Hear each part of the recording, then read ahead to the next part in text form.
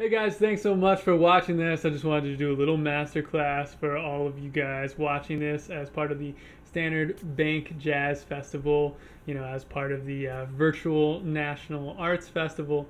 It's so great to be here performing for you virtually, and hope to see you all in person very soon. But yeah, I wanted to do this quick little masterclass to run down a concept that I'm super into. I find it to be super effective when I'm showing it to more developing improvisers. It can be really effective for getting you beyond just pushing buttons on scales and really getting you into playing lines that are going to sound a lot more hip. So that's the concept of melodic chromaticism. That's what I'm going to talk about real quick today. I'm going to show you two exercises that are really good for this sort of thing. So first off, melodic chromaticism is essentially adding chromaticism in a way that embellishes and enhances harmony, as opposed to diluting it. So what I mean by that is that when we add chromaticism properly with nice voice leading, and we connect into chord tones and melodic notes, it ends up sounding really melodic. As opposed to if you use chromaticism as a device for tension, which is also very cool. But first off, you want to be able to master using chromaticism as a device for enhancing melodicism and making your lines sound even cooler. So that's what we're going to get into today. So melodic chromaticism in the context of actually soloing and improvising, it's going to sound something like this.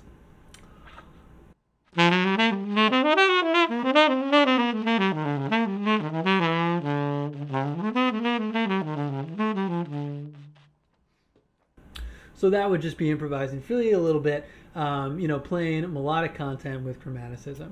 So that's definitely something that I recommend getting into. And to start, what you want to do is you want to be able to just have a feel for this stuff under your fingers. You want to be able to play it mechanically, but also understand how it works and start getting into adding it in a way that's going to be effective. So of course, you want to check out transcriptions. You want to get into the legends playing this music, and you want to start to identify how they use melodic chromaticism. But you can also practice this from a mechanical perspective, just getting the technical facility together on your instrument so you can play this content. So here are two exercises that I recommend. One, you want to start with just the major scale. So if we're in concert C major, it's going to be my D major on tenor sax here. So if you want to get into the adding melodic chromaticism, you want to start with the major scale and then see how you can add it into the major scale, which is something that we're probably all pretty familiar with. So to start, let's do a unique major scale shape. We're not just going to play up and down the major scale. We're going to actually do a unique shape. So to start, we're going to play just this major scale shape. It's going to sound like this.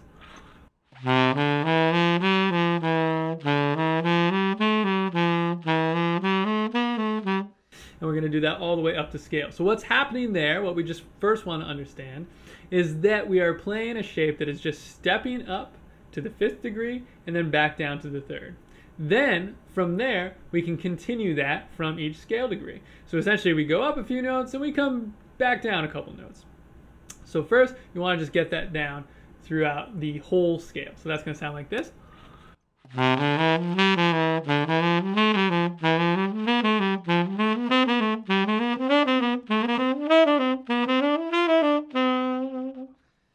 Then once you have that down, you want to add chromaticism getting into each scale degree. So on the first beat of each bar, you want to anticipate that with a chromatic note. So what we're going to do is we're always going to add a chromatic note in between the last note that we just finished in the shape and the next note, the first note of the next bar. So that might sound confusing, but all it means is we're going to play the scale shape that we just did. And then when we finish that shape, before we start the next degree, we're going to add the chromatic note that's in between. So in this case, we've got an E natural concert, and we're going down to a D natural, and we can just play the note right in between. That's going to be the E flat. So it'll sound like this. Then from there, we're just going to continue that up the scale. There are going to be two instances, though, where we're not going to have any room between the two scale notes. So for instance, on the next shape we do, we don't have any room between F and E. unless you want to get into quarter tones, which would be a whole other thing. So we don't have any room between those two notes. It's just a half step. So what we're going to do is we're going to dip below the note and go like this.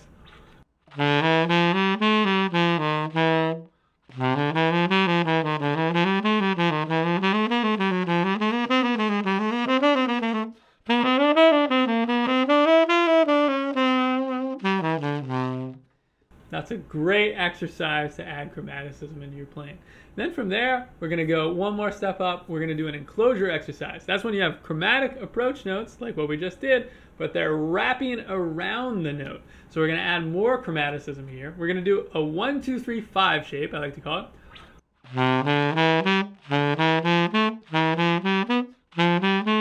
That's going to be our diatonic shape. And then we're going to play 3 approach notes that wrap around the next scale degree. It's going to sound like this. We're going to continue that shape all the way up the scale. And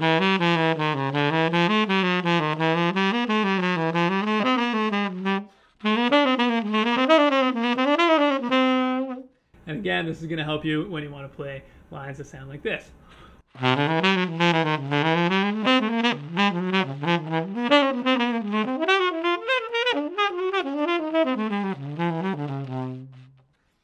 So of course I'm exaggerating there to show you a very high concentrated amount of melodic chromaticism, but that type of sound is going to really give you a new tool that you can use for your improvising. Beyond the mechanical exercises, you want to get into transcriptions of the legends so you can feel and hear and understand where this stuff works in real phrases.